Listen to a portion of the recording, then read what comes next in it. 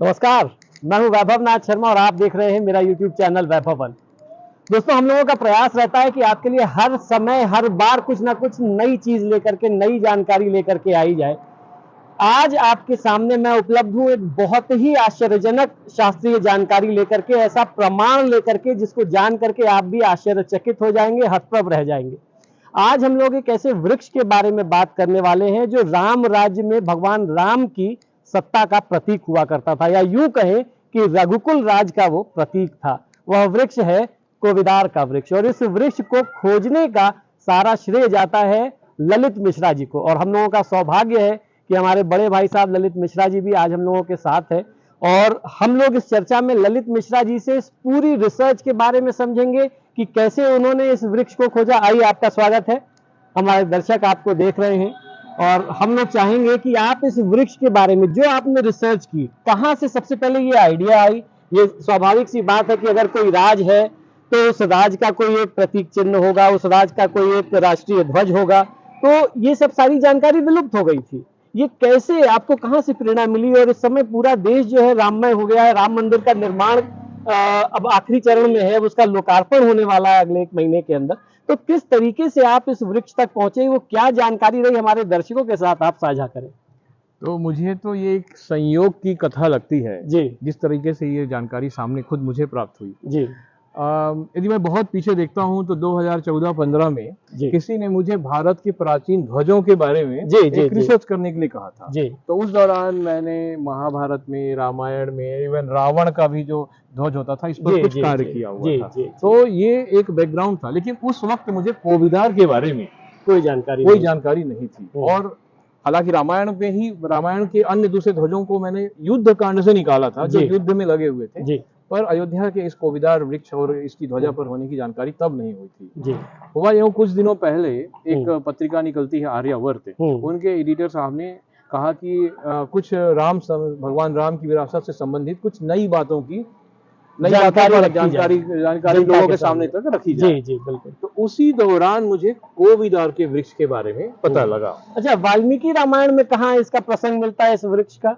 जी, तो जब आर्यावर्त के एडिटर ने संपर्क किया, उसी जी। समय एक दूसरा संयोग हुआ जी, जी, कि उसी समय अयोध्या शोध संस्थान, एक रिसर्च इंस्टीट्यूट है, गवर्नमेंट ऑफ उत्तर प्रदेश का द्वारा जी। स्थापित किया अयोध्या में, उनके डायरेक्टर डॉक्टर लवकुश द्विवेदी जी ने भी मुझे कांटेक्ट किया। अरे वाह, क्या कि बात। जो वाल्मीकि रामायण से संबंधित चित्र बनाए गए हैं भारत में, हजारों चित्र, जो कि मेवाड़ के राजवंश, महाराणा प्रताप के राजवंश, उनकी जनरेशन में, और वहां से लेकर जम्मू से लेकर बल्कि तमिलनाडु तक हमारे राजाओं ने रामायण की हजारों चित्र बनाए हुए। तो इस पर हिंदी में कोई शोध कार्य नहीं था, तो उन्होंने कहा हिंदी पे आप एक काम करिए। उस दौरान ही एक चित्र मुझे मिला जिसमें आती हुई भरत की सेना को लक्ष्मण एक पेड़ पर चढ़कर पहचान, जब भरत जी गए थे अपने बड़े भाई साहब को मना के वापस लाने के लिए, हाँ, यही वनवास की शुरुआत में। बिल्कुल, भरत संकल्प लेते हैं कि मैं राम को आग्रह करके वापस विनय से किसी भी प्रकार से वापस लौटा लाऊंगा, और इसलिए वो अयोध्या तक एक राजमार्ग बनाते हैं। State highway, first state highway हमारी हिस्ट्री में यदि किसी ने बनाया तो भरत ने बनाया, क्योंकि सभी को शिल्पकला की शिक्षा थी, भगवान राम को भी शिक्षा थी, भरत को भी शिक्षा थी। उसमें जब वो सेना लेकर आते हैं तो शोर होता है।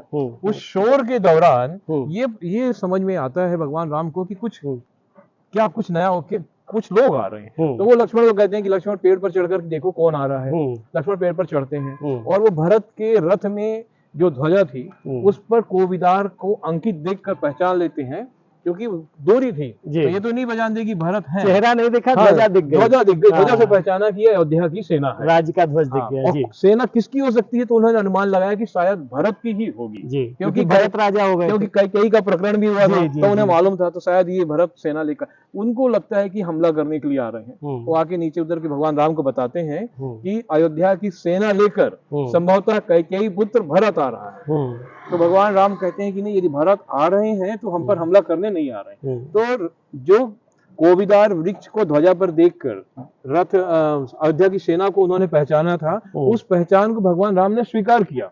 अच्छा, बहुत बड़ी बात है ललित भाई साहब कि यह वृक्ष जो है विलुप्त हो गया था। अब अगर कोई वृक्ष को इतने बड़े साम्राज्य ने अपना प्रतीक चिन्ह चुना है, तो निश्चित सी बात है कि वो कोई सामान्य वृक्ष नहीं होगा, उसके औषधीय गुण भी होंगे, मेडिसिनल प्रॉपर्टीज भी होंगी, और मेरा तो ये मानना है कि ये वृक्ष तुलसी, पीपल, बरगद, नीम इससे कहीं ज्यादा महत्वपूर्ण रहा होगा, जिस वजह से उन्होंने अपने ध्वज में उसको स्थान दिया।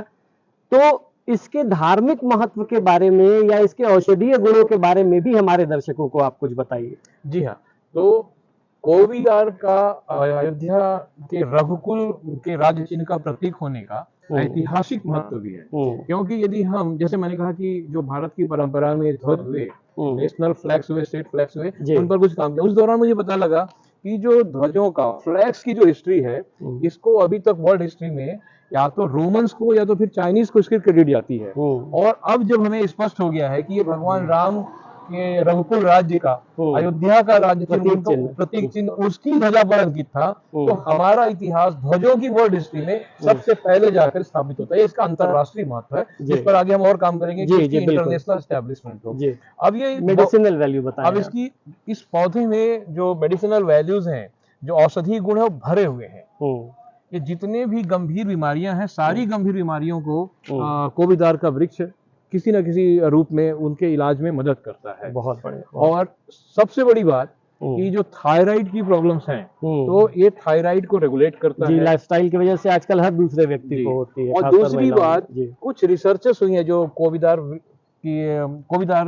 की जो फैमिली है, फैमिली ट्री ऑफ द कोविदार, इनमें जो रिसर्चेस हुई वो बताती हैं कि जो हमारे इंसुलिन का स्ट्रक्चर है, केमिकल स्ट्रक्चर है, सेम टू सेम वही स्ट्रक्चर कोविदार फैमिली के जो पौधे हैं, इनकी जो बार्क है, इनकी जो छाल है, उसमें वही स्ट्रक्चर पाया जाता है। तो यदि इंसुलिन का शरीर में प्रोडक्शन नहीं हो रहा है, प्रोडक्शन होने के बाद में रेगुलेशन नहीं हो रहा है, तो इन दोनों ही बातों में सबसे प्रभावशाली औषधि यदि कोई बनती है तो कोविदार की। इसको प्रोडक्शन के लिए कुछ प्रयास किए जा रहे हैं। ये तो आप बार बार धन्यवाद के पात्र हैं कि आपने इसको खोज करके, जिस पौधे को लोग पहचानते नहीं थे, उस पौधे को आपने जनता से परिचय कराया। सबसे पहली बात तो धन्यवाद आपका, इसलिए एक सौभाग्य है। दूसरा, ये आपने आयुर्वेद में रिसर्च करने वाले लोगों को एक नया प्रोजेक्ट फिर से दे दिया। पुराने समय में निश्चित तौर पर इसमें बहुत सारी रिसर्च की गई होगी, लेकिन आज क्योंकि इस पौधे को कोई नहीं पहचानता, तो इसका मतलब ये मैं समझता हूँ कि शायद इसकी उपयोगिता भी लोग भूल चुके हैं। तो दोबारा से उसको आयुर्वेद में स्थापित करने के लिए भी अगर क्रेडिट किसी को जाएगा तो वो आपको ही जाएगा, क्योंकि आप इस पौधे को खोज करके लाए। और अपने दर्शकों से मैं ये कहना चाहूंगा कि आप इस पौधे का दर्शन कर लीजिए। इस पौधे का महत्व हमारे शास्त्रों में जिस तरीके से तुलसी का, पीपल का, नीम का, केले का है, बरगद का है, इस पौधे का महत्व हमारे आपके जीवन में, सनातन परंपरा में उन पौधों से, पूजनीय पौधों से कहीं कम नहीं है। हमारी सनातन परंपरा जो है वो पेड़ पौधे, पहाड़, नदियां, इनको पूजने वाली परंपरा है। हम लोग इनको मानते हैं, पूजते हैं। इनका कहीं भी अगर हमारे जीवन में कोई भी अंश है, अगर ये ऑक्सीजन देते हैं तो हम इनको पूजते हैं। तो आपने इतनी बड़ी रिसर्च की, आपको शास्त्रों में इसका क्या, कहाँ से प्रमाण मिलता है, कुछ इस बारे में भी बताइए। जी। तो कैसे ये पौधा डेवलप कैसे हुआ होगा? तो इस पौधे की जो ऐतिहासिक और पौराणिक सूचना हमें मिलती है, उसके पीछे में विज्ञान है जी। और मैं समझता हूँ कि यदि हम आगे सिद्ध कर पाएंगे, तो जब कभी भी साइंटिफिक स्टडीज की जाएंगी और पौधों का वैज्ञानिक इतिहास लिखा जाएगा, तो कोविदार उसमें प्रथम स्थान पर होगा। क्योंकि ये प्राकृतिक पौधा नहीं है। जो हमें जानकारी मिलती है कि कश्यप ऋषि ने इस पौधे में, कचनार के पौधे में मंदार का रस मिलाकर, अच्छा वही मंदार जो भगवान शिव को, जो भगवान शिव का है, तो मंदार के गुणों को मिलाकर कोविदार के, तो मतलब उस समय भी हाइब्रिड टेक्नोलॉजी थी। अब जो हमें विवरण मिल रहा है बिल्कुल स्पष्ट था, इसमें कोई एम्बिग्युइटी या संदेह नहीं है, जो वर्णन है। और ये कैसे उन्होंने बताया, जो अदिति थी उनकी पत्नी, अदिति उनसे पूछ रही थी कि ये नया पौधा कौन सा है, तो वो बताते हैं कि ये नया पौधा मैंने बनाया, इस तरीके से बनाया हुआ। फिर उन्होंने पूछा कि पाया कहाँ जाता है, तो उन्होंने बताया कि ये जो हमारा आज का उत्तर प्रदेश है, इसी क्षेत्र में पाया जाता है, और सबसे अधिक मात्रा में ये पाया जाता है प्रयाग में, प्रयाग के आसपास पाया जाता है। तो आज भी हम देख रहे हैं, क्योंकि इसका महत्व लुप्त हो गया। तो पौधे को तो लोग जानते हैं कि कोई पौधा है, पर इसका महत्व क्या है, ये धार्मिक क्या महत्व रखता है, ऐतिहासिक क्या महत्व रखता है, औषधि महत्व क्या रखता है, ये विलुप्त हो गई जानकारी। अब ये शायद सामने आए। नहीं, आप सामने लेकर के आए हैं, और मैं पूरे विश्वास से कह सकता हूँ, पूरी आस्था है मेरी इस बात में कि ये पौधा आने वाले 10 सालों में आप देखेंगे कि चौक चौराहों पे लगेगा। जिस तरीके से आज चौराहे चौराहे पीपल की पूजा होती है, हर बाग बगीचे में होता है, उसी तरीके से हर लोग हर व्यक्ति जो है प्रयास करेगा कि अगर उसके पास थोड़ी सी भी जगह घर के बाहर है तो कोविदार वहां पर हो, राम राज्य का प्रतीक हो और वो वहां लगा करके उसकी नियमित पूजा आराधना की जाए। और आने वाले समय में ये चीज जल्दी ही होने वाली है और इसका सारा श्रेय, सारा क्रेडिट आपको जाता है। आपने इतनी बड़ी चीज, हमारी जो खो गई थी धरोहर, हमारी विरासत, आपने उसको पुनर्जीवित करके जनता को दिया है। मैं आप सभी दर्शकों से बार बार आग्रह करता हूं कि इस वीडियो को राम मंदिर लोकार्पण होने से पहले हमारे सारे सनातनी भाइयों के पास ये जानकारी पहुंचनी चाहिए, इस वृक्ष की जानकारी पहुंचनी चाहिए और 140 करोड़ जनता इस देश की इस वीडियो को देख ले, इस वृक्ष के दर्शन कर ले, इसकी जानकारी कर ले। ये कहां से उपलब्ध होगा इसकी भी जानकारी हम लोग ललित भैया से कहेंगे कि हम लोगों को कराएं और जल्दी ही आम जनता के लिए भी उपलब्ध हो जाए, जो भी अपने घर में अपने गमले में लगा के उनको पूजना चाहे। भगवान श्री राम का साक्षात प्रतीक ये पौधा है, उनके राज्य का प्रतीक ये पौधा है। इस वीडियो को आप लोग लाइक करें, शेयर करें। आप डॉक्टर साहब हमारे साथ आए, आपका बहुत बहुत धन्यवाद। आभार। मैं भी आपको धन्यवाद देना चाहूंगा। एक और बात कह दूं संक्षेप में कि ये पौधा ऋषिकृत है। ऋषिकृत, वाह क्या बात, ऋषिकृत पौधा है जी, औषधीय है और श्री राम की विरासत का प्रतीक है। तो सभी राम मंदिर में जरूर इस वृक्ष को लगाया जाए। जी बिल्कुल, निश्चित तौर पर लगना ही चाहिए ये तो जी, और घरों में भी लगे। मैं आपका भी धन्यवाद करता हूं कि जो सबसे प्रामाणिक जो इसकी जो सैपलिंग हो वो यदि हम कम दाम पर लोगों को उपलब्ध करा सके जी, हमारा बहुत ही अच्छा होगा, है ना। इस पर मैं भी आपकी मदद करूंगा जी। बिल्कुल बिल्कुल बिल्कुल। आप सभी का बहुत बहुत आभार, धन्यवाद। आप मेरे चैनल को सब्सक्राइब करें, मेरे वीडियोस को लाइक करें और इस वीडियो को हर राम भक्त तक जरूर पहुंचाइए। हर हर महादेव, जय जय श्री सीताराम।